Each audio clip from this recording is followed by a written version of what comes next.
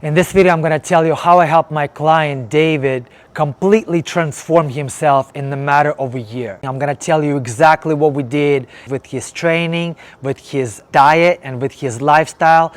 And I'm going to tell you where we started, how we went about it, and ultimately how we arrived to best shape of his life at 35 years old. All right, so a little background. David started with me at 34.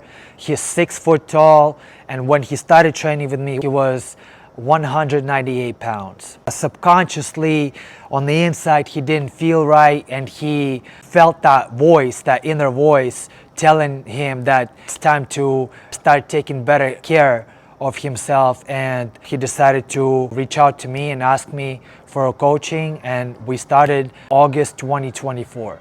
On the first day when we met and on our first training session, our goal was to establish the baseline. So now we're going to talk about training, right? So I choose to do calisthenics for resistance training. The reason why I personally love it because it's aligned with being lean. Most people who want to get in shape, they want two things. They want to feel strong, capable, functional, and they want to look good. They want to have low percent of body fat.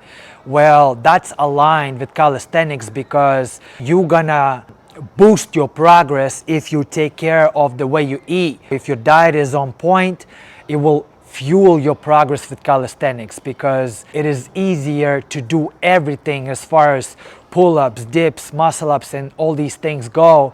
If you are leaner, your performance is going to be maximized if you have no dead weight on your body. And this is what body fat is. It's just dead weight that works against you, you know? So even on the subconscious level, it will help you eat better in order to perform better in the gym. So this is why I suggested, David, we focus on calisthenics, and our primarily focus was pull-ups and dips. And then later down the line, after about 6 months of training, we unlocked muscle-ups. And I mean, right now, he is on completely another level as far as performance goes. So on the very first day, we established the baseline, and first workout, we tested his pull-ups, and he could do 4 bodyweight reps.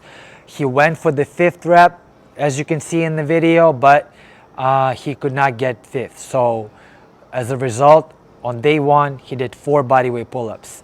As far as dips go, he did 10 reps, but they were a little shaky, and we did not add any extra weight to his dips. After a year of training twice per week, now he can do 4 pull-ups, but with extra 90 pounds attached to his body, and he can do 10 clean pull-ups with extra 55 pounds attached to his body. And as far as dips go, he can do 3 reps with 3 45-pound plates, which is 135 pounds of extra weight, and he can do 110 pounds of extra weight for 8 reps. And like I already said, about halfway through, about 6 months into training, we unlocked his first bodyweight muscle up, and now his personal best is 6 bodyweight muscle ups, and he can do 1 muscle up with 25 pounds of extra weight. All right, brother, 25 pounds. You know what to do. Up! Yeah! Yeah, baby! Let me see that shit. 25, baby! Felt good, man. PR City! So there you have it, man. There's nothing complicated. We don't do 30 different exercises. Our focus is narrow and deep. Increase his pulling strength via pull-ups, increase his pushing strength via dips, focus on improving his skill set and explosiveness via muscle-ups, and just like that, on the week-to-week basis, we focus on improving those things, increasing that progressive overload, doing more reps or more weight on the week-to-week basis, and this is exactly how he transformed himself. Now, next thing we should talk about is diet.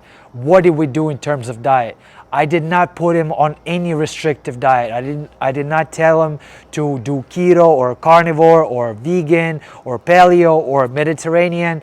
None of that. I just told him, listen, let's become aware Let's raise your diet awareness. Let's become aware of what you eat on your week-to-week basis and what do you get in terms of calories and macronutrients. So I told him not to change anything in his weekly diet. I just had him track everything that he eats on his daily basis, and then we just cleaned that up. Okay, so what did we do? I told him to swap the more calorie dense versions of the foods that he was already eating for less calorie dense versions of those same foods. So for example, instead of chicken thighs, we started eating chicken breast. Instead of fatty steaks like ribeye steaks and 80-20 ground beef, we started eating sirloin steak and 96 for lean ground beef. Instead of fatty, very calorie dense condiments, I had him swap for low calorie versions of those same things. And that way it didn't feel restrictive. He still ate the same amount of meals that he used to before he started with me. He still ate a lot of volume of foods. He didn't feel like he was restricting and eating less, you know? That's why that diet was sustainable and enjoyable for him, and that's why he didn't fail on his diet. Nothing complicated, just lean protein, fruits and vegetables, clean starches. He could have dessert if he wanted or any snacks if he wanted. I just told him to be aware of the calories and try not to overeat 2,500 calories, which you can have plenty of food for 2,300 calories, and that put him in the deficit. And we did not do any cardio. We tried a little boxing in the beginning, but he was not really into it. So I told him, fine, you don't have to do something that you don't enjoy.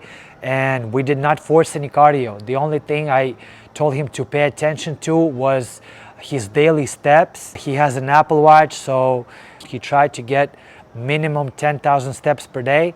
And as a byproduct of that, he, fueled his metabolism. He made sure his NEAT was high, his non-exercise activity thermogenesis, which is a smart way to boost your metabolism without spiking your appetite. So this is exactly what we did.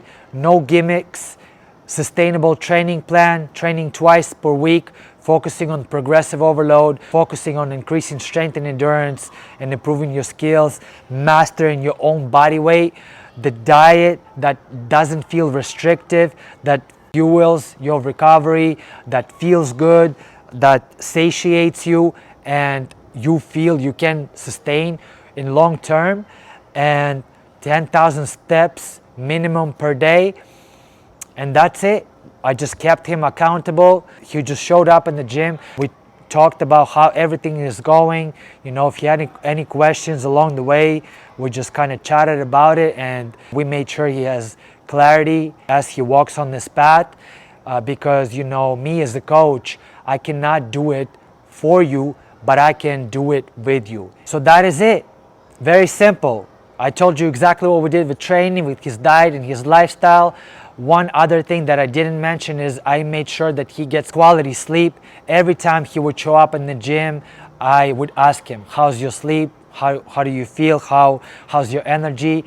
And most of the times he told me it was good. He made sure he goes to bed consistently at the same time. He reduced his caffeine intake in the afternoon, so he only drinks coffee or caffeinated drinks in the first half of the day.